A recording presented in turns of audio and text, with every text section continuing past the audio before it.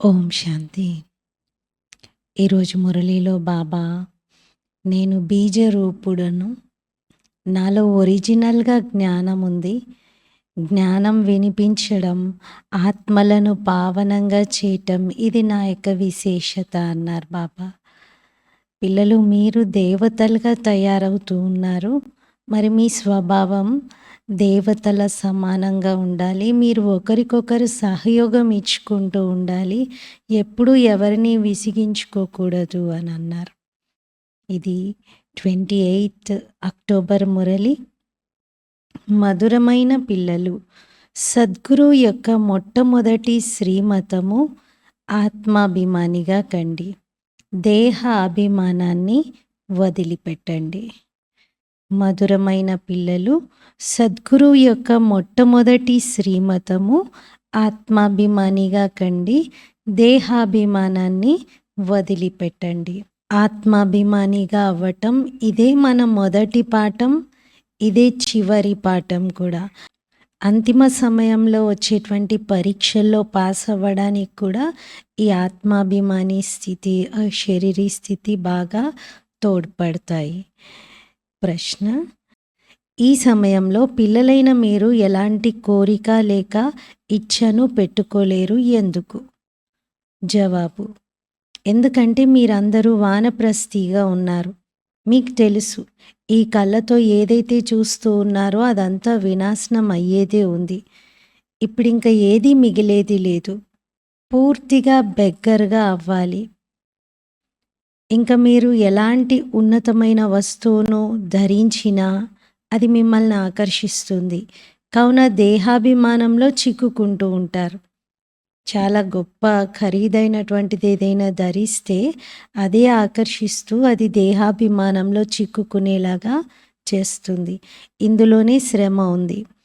ఎప్పుడైతే శ్రమ పూర్తిగా అయిపోతుందో ఆత్మాభిమానిగా అవుతారో అప్పుడు విశ్వానికి యజమానిగా అవుతారు. ఎప్పుడైతే మీరు శ్రమ పూర్తిగా చేసి ఆత్మాభిమానిగా అవుతారో అప్పుడే విశ్వం యొక్క రాజ్యభాగ్యం లభిస్తుంది అంటున్నారు. ఓం శాంతి.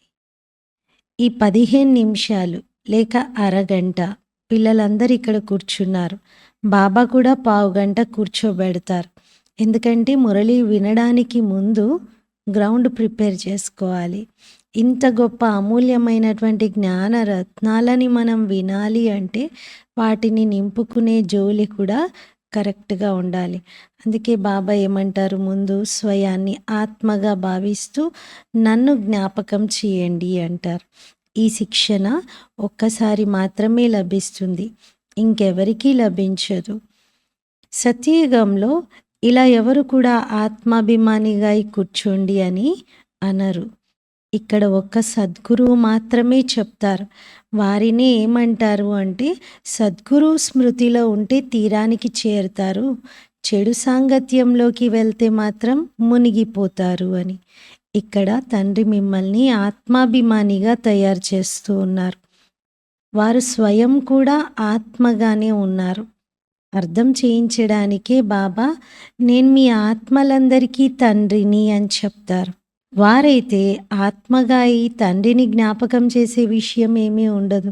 వారెవరిని జ్ఞాపకం చేయాల్సిన అవసరము ఏర్పడదు. జ్ఞాపకం ఎవరు చేస్తారు? ఎవరైతే ఆది సనాతన దేవీ దేవతా ధర్మానికి చెందిన వారు ఉన్నారో వారే తండ్రిని యథార్థంగా జ్ఞాపకం చేస్తారు. మరి దేవతా ధర్మానికి చెందిన వారైతే మీరందరూ ఉన్నారు నంబర్ వారి పురుషార్థం అనుసారంగా. ఈ విషయం బాగా అర్థం చేసుకొని ఇతరులకి అర్థం చేయించాల్సినది.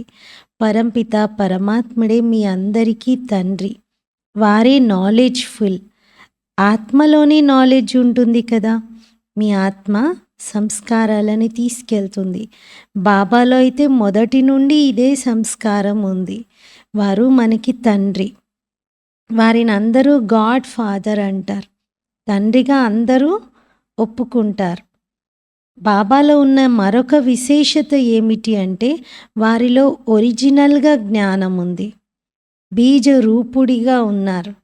ఎలా అయితే తండ్రి మీకు అర్థం చేయిస్తున్నారో అలాగే మీరు ఇతరులకు అర్థం చేయించాలి. బాబా మనుష్య సృష్టికి బీజరూపుడు. మరి వారు సత్యమైన వారు, చైతన్యమైన వారు, నాలెడ్జ్‌ఫుల్‌గా ఉన్నారు. వారిలోనే మొత్తం వృక్షం యొక్క నాలెడ్జ్ ఉంది. ఇంకెవరిలోనూ ఈ మొత్తం కల్పవృక్షం యొక్క జ్ఞానం లేనే లేదు. దీనికి బీజం బాబా. వారినే పరంపిత పరమాత్మ అని అంటారు. ఏ విధంగా మామిడి వృక్షం ఉంది. ఆ మామిడి వృక్షానికి క్రియేటర్ ఎవరు? మామిడి బీజం కదా! మామిడి విత్తనంతో మామిడి వృక్షం వస్తుంది. కాబట్టి ఆ విత్తనాన్ని ఏమంటాము? దాన్ని క్రియేటర్ అని అంటాం. అలాగే ఇక్కడ మనుష్య సృష్టి రూపికి బీజము భగవంతుడు. కాబట్టి వారిని క్రియేటర్ అని అంటారు. ఏ విధంగా తండ్రిగా అయిపోయినట్టు కదా! బీజం అనేది వృక్షానికి తండ్రిగా అయినట్లు. కానీ అవైతే జడమైనటువంటివి. ఇక్కడ చైతన్యంగా ఉన్నారు. ఇక్కడ తెలిసిపోతుంది ఈ వృక్షం మొత్తం యొక్క నాలెడ్జ్ నాలో ఉంది అని.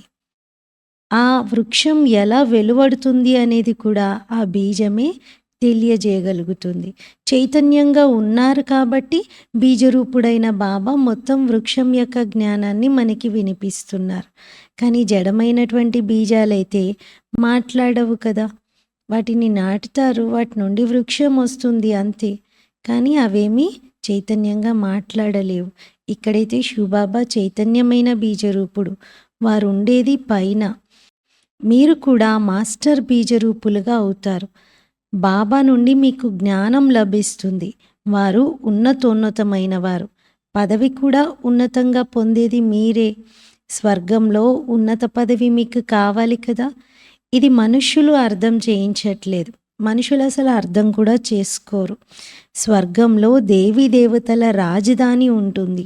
రాజధానిలో రాజా, రాణి, ప్రజ, పేదవారు, సావుకారులు అందరూ ఉంటారు. మరి వీళ్ళందరూ ఎలా తయారవుతారు? ఇప్పుడే ఈ సంగం యుగంలో చేసే పురుషార్థాన్ని బట్టి అక్కడ పొందుతారు ప్రాలబ్ధం అనేది. ఆది సనాతన దేవీ దేవతా ధర్మం యొక్క స్థాపన ఎలా జరుగుతుంది, ఎవరు దీన్ని స్థాపిస్తున్నారు అనేది మీరే తెలుసుకుంటున్నారు. ఎవరు స్థాపిస్తున్నారు మరి? భగవంతుడు. బాబా అంటారు, పిల్లలు ఏదైతే జరుగుతూ ఉందో డ్రామా అనుసారంగానే జరుగుతుంది. నేను చేసే గొప్పతనం ఏమీ లేదు అని బాబా చాలా వినమ్రంగా తప్పించుకుంటారు. కానీ అసలైతే క్రియేటర్ బాబా. మరి డ్రామాలో నేను కూడా వశమై ఉన్నాను, డ్రామాకు బందీ అయి ఉన్నానని బాబా అంటారు. నా పాత్ర కూడా డ్రామాలో నాకు లభించింది. అదే పాత్రను నేను వహిస్తూ ఉన్నాను.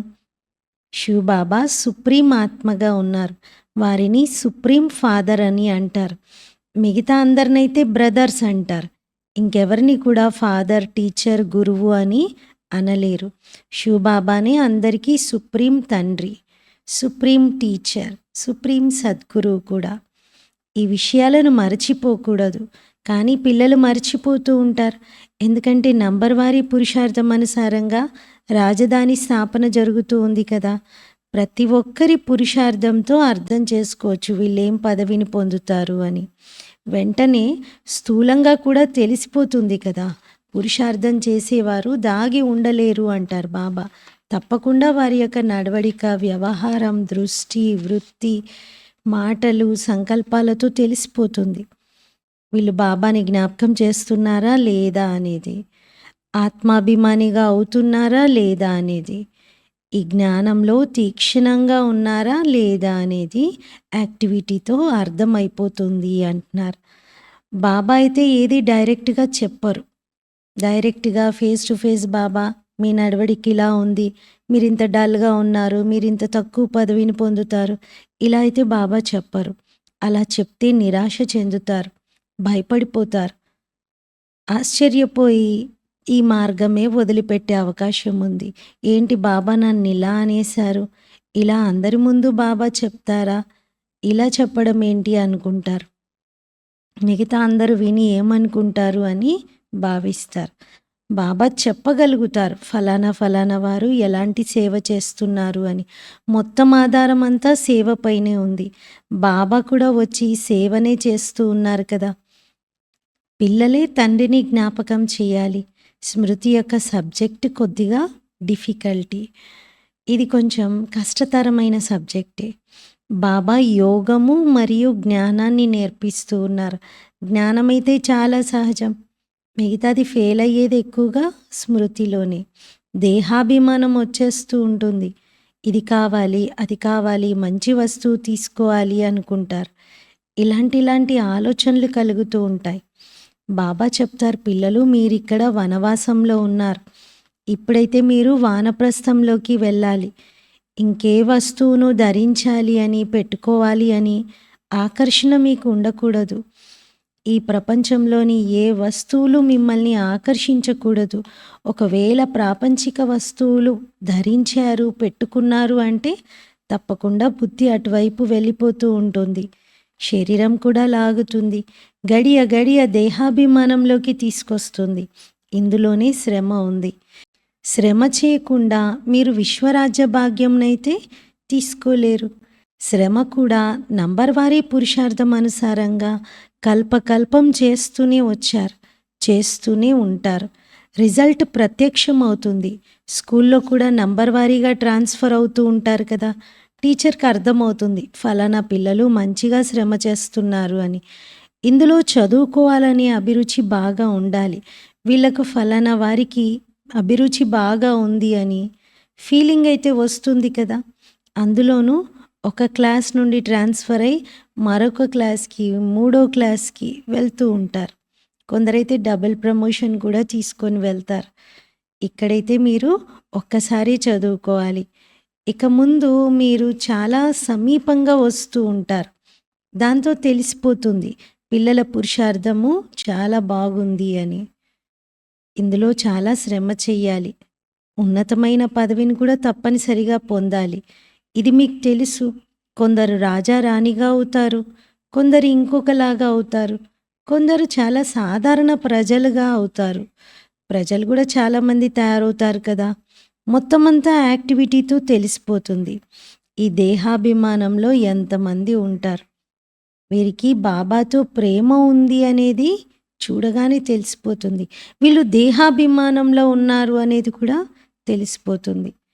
మరి బాబాతో అయితే ప్రేమ బాగా ఉండాలి కదా. పరస్పరంలో సోదరులతో ప్రేమ ఉండడం కాదు, సోదరులందరితో స్నేహంతో ఉండండి. కానీ గాఢమైన ప్రేమ ఒక్క తండ్రితో మాత్రమే ఉండాలి. ఎందుకంటే సోదరుల నుండి మీకు ప్రేమ లభించేది ఏమీ లేదు. వారసత్వం ఇచ్చేది తండ్రి మాత్రమే. బాబా చెప్తున్నారు, పిల్లలు స్వయాన్ని ఆత్మగా భావించి నన్ను తండ్రిని జ్ఞాపకం చేసినట్లయితే పాపాలన్నీ తొలగిపోతాయి. ముఖ్యమైన విషయం ఇదే. స్మృతితోనే శక్తి వస్తుంది. రోజు రోజుకి ఆత్మ బ్యాటరీ నిండుతూ ఉంటుంది. ఎందుకంటే జ్ఞానం యొక్క ధారణ జరుగుతూ ఉంటే ఆత్మ బ్యాటరీ బాగా నిండుతూ ఉంటుంది. బాణం తగులుతుంది. మనం ఎంతెంత ధారణ చేస్తామో, స్మృతిలో ఉంటామో, అప్పుడు ఇతరులకి జ్ఞానం వినిపించినప్పుడు వెంటనే వారికి తగులుతుంది. రోజు రోజుకి మీ ఉన్నతి నంబర్ వారీ పురుషార్థం అనుసారంగా జరుగుతూ ఉంది. ఒక్క తండ్రి మాత్రమే తండ్రిగా, టీచర్గా, సద్గురువుగా ఉన్నారు. వారే ఆత్మాభిమానిగా అవ్వాలి అనే శిక్షణను ఇస్తూ ఉన్నారు. ఇంకెవరూ ఇలాంటి శిక్షణను ఇవ్వలేరు. మిగతా అందరైతే దేహాభిమానంలో ఉన్నారు. ఆత్మాభిమానిగా అవ్వాలి అనేటువంటి నాలెడ్జ్ ఎవరిలోనూ లేదు. మనుష్యులు తండ్రిగా, టీచర్గా, గురువుగా అయితే కాలేరు. ప్రతి ఒక్కరూ తమ తమ పాత్రను పోషిస్తూ ఉన్నారు. మీరు సాక్షిగా చూస్తూ ఉన్నారు. మొత్తం నాటకాన్ని మీరు సాక్షిగా చూడాలి. ప్రతి ఒక్కరి పాత్ర వేరువేరుగా ఉంది. మీ పాత్రను మీరు పోషించాలి. బాబా క్రియేటర్, డైరెక్టర్, ముఖ్యమైన యాక్టర్ కూడా. శివబాబా వచ్చి యాక్ట్ చేస్తూ ఉన్నారు. సర్వులకు బాబా తండ్రిగా ఉన్నారు. పిల్లలు లేక అమ్మాయిలు అందరికీ బాబా ఇక్కడ వారసత్వాన్ని ఇస్తారు. అంటే అబ్బాయిలకు ఇస్తారు, అమ్మాయిలకు కూడా ఇస్తారు. ఒక్క తండ్రే ఇస్తారు. సోదరులు పరస్పరంలో వారసత్వాన్ని ఇచ్చుకోలేరు. మరి తండ్రి తప్ప ఇంకెవరి నుండి ఎవరికి వారసత్వం లభించదు. మిగతా అందరైతే మీ సోదరులు కదా. ఈ ప్రపంచంలో ఏ వస్తువు మీ బుద్ధిలోకి రాకూడదు. బాబా అంటారు ఏదైతే చూస్తూ ఉన్నారో అంతా వినాశీగా ఉంది. ఇప్పుడైతే మీరు ఇంటికి వెళ్ళాలి. వాళ్ళేమో బ్రహ్మతత్వాన్ని జ్ఞాపకం చేస్తూ ఉన్నారు. అంటే ఇంటిని జ్ఞాపకం చేస్తున్నారు. కానీ ఏమని భ్రమలో ఉండి జ్ఞాపకం చేస్తున్నారు? బ్రహ్మతత్వంలో లీనమైపోతాము అనుకుంటూ జ్ఞాపకం చేస్తున్నారు. ఇది చాలా పెద్ద అజ్ఞానం. మనుషులు ముక్తి, జీవన్ముక్తి కొరకు ఏదైతే సాధన చేస్తూ ఉన్నారో అదంతా తప్పుగానే చేస్తున్నారు. ఏ యుక్తులనైతే రచించుకుంటున్నారో బ్రహ్మతత్వంలో లీనమైపోతానని, బ్రహ్మతత్వమే భగవంతుడు అని, అంతా రాంగే. సరైన మార్గమైతే బాబా ఒక్కరు మాత్రమే తెలియజేయగలుగుతారు. బాబా అంటారు, నేను మిమ్మల్ని రాజాది రాజులుగా తయారు చేస్తున్నాను డ్రామా ప్లాన్ అనుసారంగా. కొందరు అంటారు మా బుద్ధిలో అయితే ఈ జ్ఞానం ఎక్కనే ఎక్కట్లేదు అని.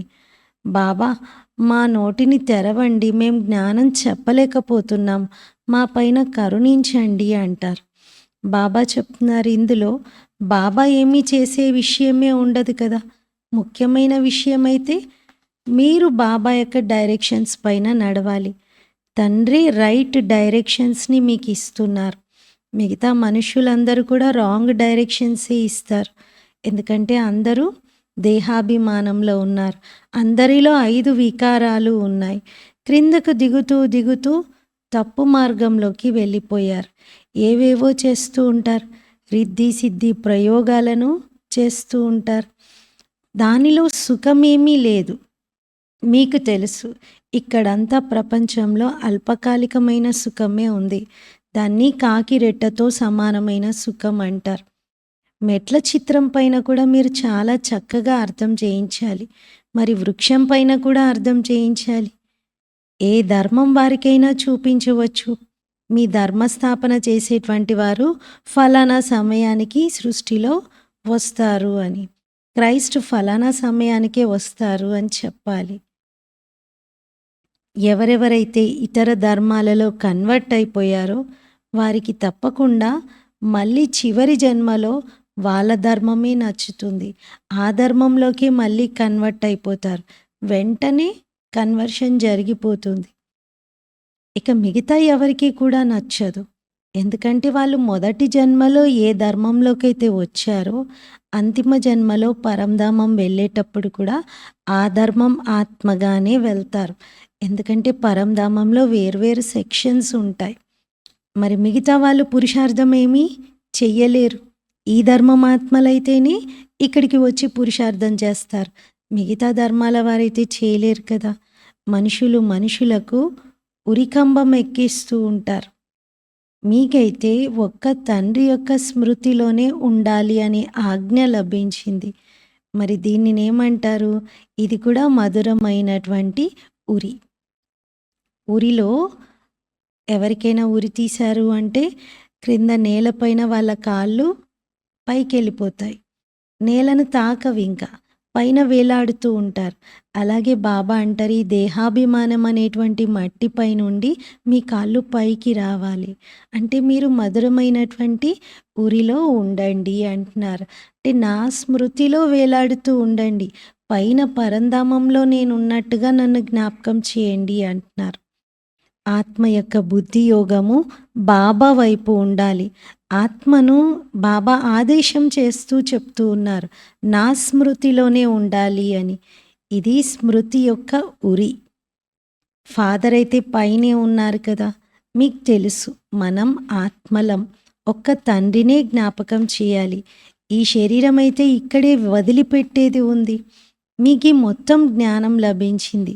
మరి మీరిక్కడ కూర్చొని ఏం చేస్తారు? వానికి అతీతంగా వెళ్ళేందుకోసం పురుషార్థం చేస్తున్నారు కదా. బాబా అంటారు మీరందరూ నా దగ్గరికే వచ్చేది ఉంది. నేను మృత్యువుకి కూడా మృత్యువుని, కాలుడికి కూడా కాలుడిని అంటారు. ఆ కాలుడైతే ఒక్కరినే తీసుకెళ్తారు, ఒక్కొక్కరిని తీసుకెళ్తారు. కానీ ఇక్కడైతే బాబా నేను మొత్తం ప్రపంచంలోని వారందరినీ తీసుకెళ్తాను. డ్రామాలో ఇదంతా ఇమిడి ఉంది. నిజంగా కాలుడు అంటూ ఎవరో వచ్చి తీసుకెళ్ళేదేమీ ఉండదు అంటున్నారు. ఆత్మ స్వతహాగా తన సమయం పూర్తయింది అంటే ఈ శరీరాన్ని వదిలిపెట్టి ఇంటికి వెళ్తుంది. ఇక్కడైతే తండ్రి ఆత్మలందరినీ తీసుకెళ్ళడానికే వచ్చారు. మీ అందరి బుద్ధి యోగం ఇప్పుడు ఇంటి వైపే ఉండాలి. ఇంటికెళ్ళేది ఉంది అని ఇల్లే గుర్తొస్తూ ఉండాలి. శరీరాన్ని విడిచిపెట్టడాన్ని మరణం అంటారు. శరీరం సమాప్తం అయిపోయింది అంటే ఆత్మ వెళ్ళిపోతుంది. బాబాను పిలిచేది కూడా అందుకే. బాబా వచ్చి ఈ సృష్టి నుండి మమ్మల్ని తీసుకొని వెళ్ళండి అని. ఇంకా మేమిక్కడ ఉండేదే లేదు అంటారు పిల్లలు. అంటే దుఃఖాలు, కష్టాలు బాగా ఎదుర్కొని ఆత్మ విసిగెత్తిపోతుంది. ఇంక అంతిమంలో ఇంటికే తీసుకెళ్ళండి, అది తప్ప వేరే ఉపాయం లేదు అన్నట్టుగా ఆత్మ వేడుకుంటూ ఉంటుంది తండ్రిని. డ్రామా ప్లాన్ అనుసారంగా ఇప్పుడు తిరిగి ఇంటికే వెళ్ళాలి. బాబా అంటున్నారు ఇక్కడైతే పిల్లలు వేడుకుంటున్నారు, ఆర్తనాదాలు చేస్తున్నారు, బాబా అపారమైన దుఃఖం ఉంది అని. ఇంకా మేము ఇక్కడ ఉండేదే లేదు, ఇది చాలా చీచీ ప్రపంచము అంటారు. మరి మరణించాల్సిందైతే తప్పనిసరిగా ఉంది. అందరూ వానప్రస్థ స్థితిలోనే ఉన్నారు. ఇప్పుడు వానికి అతీతంగా వెళ్ళాలి. మిమ్మల్ని అయితే మృత్యు తినేయదు, ఎందుకంటే ఆత్మకి మరణం లేదు. మీరు సంతోషంగా ఈ శరీరాన్ని వదిలి స్వయాన్ని ఆత్మగా భావిస్తూ ఇంటికి వెళ్తారు. మిగతా అందరు మాత్రం వాళ్ళకు కూడా ఆత్మకు మృత్యు ఉండదు, కానీ స్వయాన్ని దేహంగా భావించుకుంటారు కదా. అందుకని నేను చచ్చిపోతున్నాను, అయ్యో అయ్యో అనుకుంటూ ప్రాణాలను వదిలిపెడతారు. శాస్త్రాలు మొదలైనవి ఏవైతే ఉన్నాయో అన్ని భక్తి మార్గానికి చెందినవి. ఇవన్నీ మళ్ళీ తయారవుతాయి. డ్రామాలో ఇదొక అద్భుతమైన విషయం ఉంది. ఈ టేప్, ఈ గడియారం ఏదైతే మీరు చూస్తూ ఉన్నారో ఇవన్నీ మళ్ళీ ఎగ్జాక్ట్లీ తయారవుతాయి. డ్రామాలో ఉన్నట్టుగా రిపీట్ అవుతాయి. ఇందులో కన్ఫ్యూజ్ అయ్యేటువంటి విషయాలు ఏమీ లేవు. వరల్డ్ హిస్టరీ, జాగ్రఫీ మొత్తం రిపీట్ అవుతుంది. అంటే ఉన్నది ఉన్నట్లుగా రిపీట్ అవుతుంది. ఇప్పుడు మీకు తెలుసు మనం తిరిగి దేవీ దేవతగా అవుతూ ఉన్నాము అని. మళ్ళీ తయారవుతాం. ఇందులో కొద్దిగా కూడా తేడా అనేది ఉండదు. ఇవన్నీ బాగా అర్థం చేసుకునే విషయాలు. మీకు తెలుసు అనంతమైన తండ్రి మనకి టీచర్, సద్గురువు కూడా అని. ఇలా మనుషులెవ్వరూ కాలేరు. వీరిని మీరు బాబా అని అంటారు, ప్రజాపిత బ్రహ్మ అని అంటారు. ఇక్కడ వీరేం చెప్తున్నారు అంటే నాతో యోగం జోడించినట్లయితే మీకు నా వారసత్వం లభిస్తుంది. మరి ప్రజాపిత బ్రహ్మ నుండైతే ఎవరికి వారసత్వం లభించదు. బాపు గాంధీజీని ప్రజాపిత అనైతే అనరు కదా, వారెవరికి ప్రజాపిత కానే కాదు. బాబా చెప్తున్నారు ఈ విషయాల్లో మీరు కన్ఫ్యూజ్ అవ్వకండి. బాపూజీ జాతిపిత, బ్రహ్మబాబా ప్రజాపిత, శివబాబా విశ్వపిత. ఇక్కడ మీకు కన్ఫ్యూజ్ అయ్యే విషయాలు ఏమీ లేవు. మీరు చెప్పండి అందరికీ, బ్రహ్మను భగవంతుడు లేక దేవత అని మాత్రం అనలేము అని. బాబా అర్థం చేయిస్తున్నారు, నేను అనేక జన్మల అంతిమంలో వానప్రస్థ సమయంలో ఇతని శరీరంలో ప్రవేశిస్తాను. మొత్తం విశ్వాన్ని పావనంగా చేసే సేవ కోసం ఇతని శరీరంలో ప్రవేశిస్తాను. వృక్షంలో కూడా చూపించండి, చూడండి, పూర్తిగా చివరన బ్రహ్మబాబా నిలబడి ఉన్నట్టుగా చూపించారు. ఇప్పుడైతే అందరూ తమో ప్రధాన శిథిల స్థితిలోకి చేరుకున్నారు. ఇక్కడ వృక్షమంతా తమో ప్రధానంగా నిలబడి ఉంది. అవే ఫీచర్స్ ఉన్నాయి. అందరి ఆత్మలు కూడా తమో ప్రధానంగా మారిపోయాయి. ఇతని శరీరం కూడా తమో ప్రధానంగా ఉంది. ఇతనిలో నేను ప్రవేశించి ఇతడికి బ్రహ్మ అని పేరు పెడతాను అంటున్నారు. లేకపోతే మీరే చెప్పండి, బ్రహ్మ ఉన్నట్టుగా ఎక్కడి నుండి వస్తాడు? పైనుండి ఏమైనా అలా ఏజ్డ్ బ్రహ్మ రాగలుగుతారా? వృద్ధాప్య స్థితిలో ఉన్నటువంటి బ్రహ్మ ఒక్కసారిగా ఎలా వస్తారు? ఇతడికే బాబా ఆ పేరు పెడతారు. వీరు పతితంగా అయ్యారు, శివబాబానేమో పావనంగా ఉన్నారు. పావనమైన దేవతలే 84 జన్మలు తీసుకొని పతిత మనుష్యులుగా అవుతారు. మనుషుల నుండి దేవతలుగా తయారు చేసేవాడైతే శివబాబా. మరి బాబాకి ఎంత టైం పడుతుంది మనుషులను దేవతలుగా చేయడానికి? బాబా అంటారు, నా క్షణ కాలం కూడా పట్టదు. ఇది నా యొక్క డ్యూటీ, నా కర్తవ్యం. ఇవన్నీ చాలా అద్భుతమైనటువంటి అర్థం చేసుకునే విషయాలు. ఒక్క సెకండ్లోనే మీరు మనుషుల నుండి దేవతలుగా అవుతారు. 84 జన్మలు తీసుకొని మళ్ళీ సామాన్య స్థితికి చేరుకుంటారు. ఇతనిలో శివబాబా ప్రవేశించి చదివిస్తూ ఉన్నారు. ఇతను కూడా చదువుకుంటూ ఉన్నాడు. వీరిది కూడా వంశం ఉంది కదా. లక్ష్మీనారాయణులు, రాధాకృష్ణులవి కూడా మందిరాలు ఉన్నాయి. కానీ ఎవరికీ తెలియదు రాధాకృష్ణులు మొదట ప్రిన్సెస్గా ఉంటారు. తర్వాత వివాహం అయ్యాక మహారాజా మహారాణి శ్రీ లక్ష్మీనారాయణలుగా అవుతారు అని. వీరే బెగ్గర్ నుండి ప్రిన్స్గా అవుతారు. ప్రిన్స్ మళ్ళీ బెగ్గర్గా అవుతారు. ఎంత సహజమైన విషయం ఇది. 84 జన్మల యొక్క కథను ఈ 2 చిత్రాలలో మీరు అందరికీ వినిపించవచ్చు.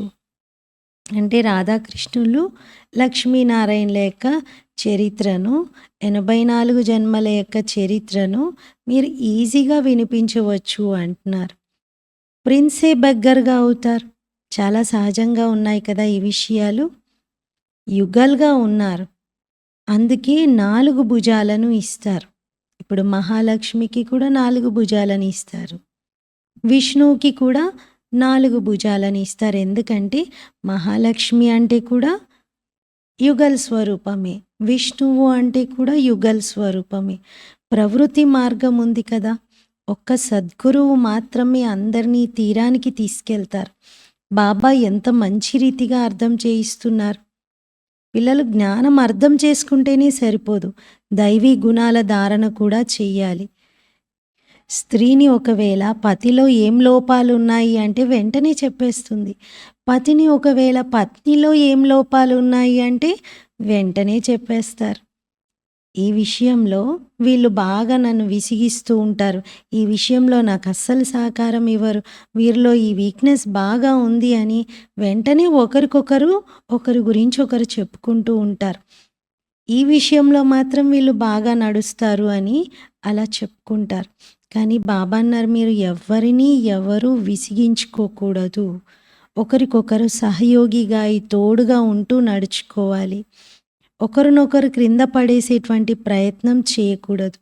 బాబా అంటారు, ఇందులో స్వభావం చాలా మంచి రీతిగా పరివర్తన చేసుకోవాలి.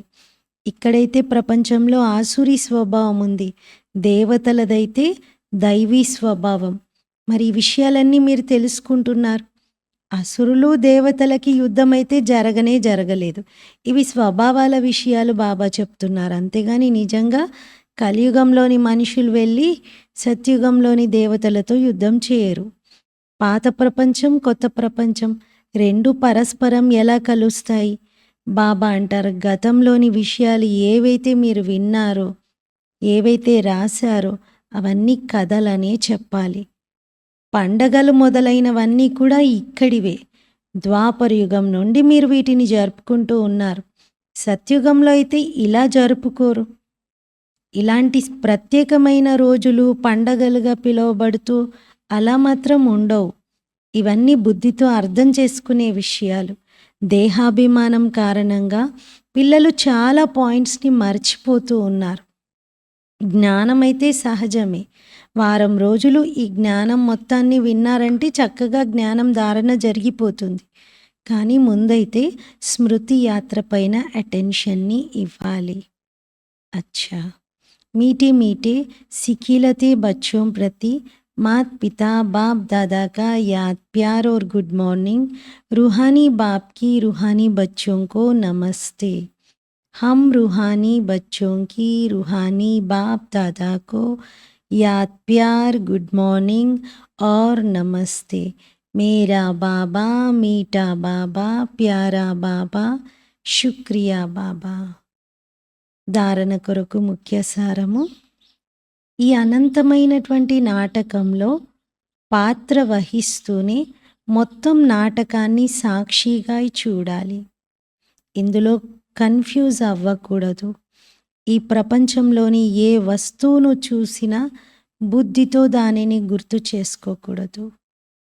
ఏ వస్తువుని చూసినా చూస్తూ చూడనట్టుగా ఉండండి అంటారు బాబా. ఏది బుద్ధిలో గుర్తు రాకూడదు. సెకండ్ పాయింట్, తమ ఆసురీ స్వభావాన్ని పరివర్తన చేసుకొని దైవీ స్వభావాన్ని ధారణ చెయ్యాలి. ఒకరికొకరు సహయోగం ఇచ్చుకుంటూ నడవాలి. ఎవరినీ కష్టపెట్టకూడదు, ఇబ్బంది కలిగించకూడదు. ఫస్ట్ పాయింట్లో బాబా సాక్షిగా ఈ డ్రామాని చూడండి, కన్ఫ్యూజ్ అవ్వకండి, ఏ వస్తువు మీ బుద్ధిలో గుర్తు రావద్దు అంటున్నారు. సెకండ్ పాయింట్లో స్వభావాన్ని మార్చుకోండి, ఒకరికొకరు సహాయం చేసుకోండి, విసిగించుకునేలాగా కష్టపెట్టుకోకూడదు అంటున్నారు. వరదానం: స్వయంలో సర్వశక్తులను ఇమర్జ్ రూపంలో అనుభవం చేసుకునేటువంటి సర్వసిద్ధి స్వరూప భవ. స్వయంలో సర్వశక్తులను ఇమర్జ్ రూపంలో అనుభవం చేసుకునేటువంటి సర్వసిద్ధి స్వరూప భవ.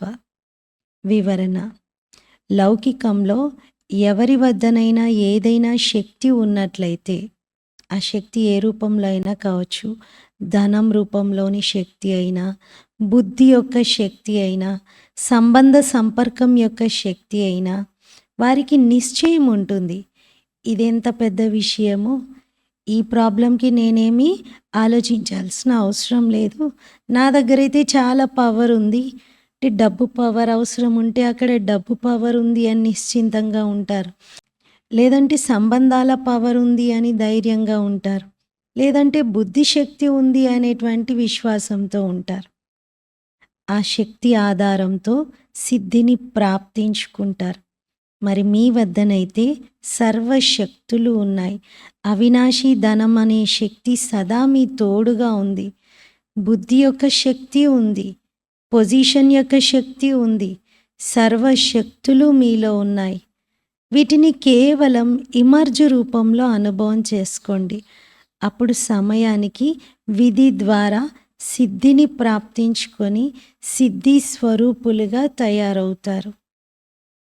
స్లోగన్: మనస్సును ప్రభు యొక్క తాకట్టుగా భావించండి, అప్పుడు సదా శ్రేష్ఠ కార్యంలోనే నిమగ్నమైపోతారు. మనస్సును ప్రభు అప్పగించినటువంటి సంపదగా భావిస్తే సదా శ్రేష్ఠ కార్యంలోనే వినియోగించగలుగుతారు. మనస్సును మనది కాదు, భగవంతుడు నా దగ్గర తాకట్టుగా పెట్టాడు, భగవంతుడు నాకు అప్పగించిన సంపద ఇది అని భావిస్తే మనసుని ఇంకా చెడు కార్యంలో, తప్పుడు కార్యాలలో వృధా చేయకుండా, వ్యర్థంగా మనసులోని శక్తిని పోగొట్టకుండా శ్రేష్ఠ కార్యంలోనే వినియోగించగలుగుతాం. ఈరోజు స్వమానము: నేనాత్మను, సర్వసిద్ధి స్వరూపాన్ని. నేనాత్మను, సర్వసిద్ధి స్వరూపాన్ని.